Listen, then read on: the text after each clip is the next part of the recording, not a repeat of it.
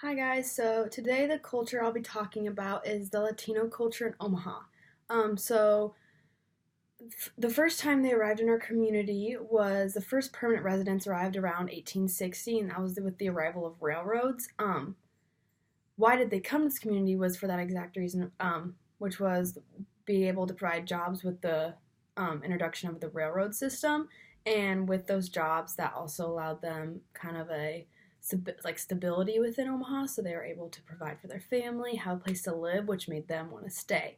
Um, and then, what's an interesting fact about this culture that would be important to us as healthcare providers would be just how many Latino patients you see on a day to day basis because of how much they make up the Omaha population. Latinos make up 10% of the Nebraska population, which is 190,000 residents. And what's interesting is that percentage is expected to triple by 2050, according to the University of Nebraska Omaha Center of Public Affairs Research, which just shows that not only is this a prevalent um, population that we'll see now, but it will also be prevalent once we are in the healthcare force. So, and then what cultural artifact are you sharing with us today? So something I didn't even know existed in Omaha is the El Museo Latino, which is a Latino museum. Um, which I was actually able to go to the museum and see all the exhibits they had. And one of the exhibits that I found was very interesting and beautiful was an exhibit called the Hopiles, which encompassed indigenous textiles from Guatemala.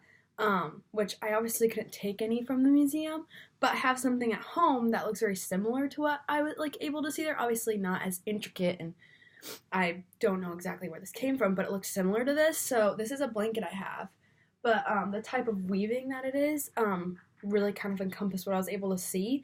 That exhibit displayed traditions of weaving, and also was able to encompass a history of Mayan heritage that is in Guatemala.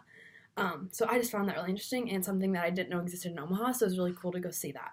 Um, and then just some interesting information that I also found was that South Omaha alone has more than 60 Latino owned small businesses, which obviously we know there's bomb Mexican food and they have a lot of cool places down there, but I never knew how many they really had, which I think is cool. Also, like Jacobos, I know that's something a lot of us know. We love their salsa. So that was just cool to figure out all about down there. So yeah.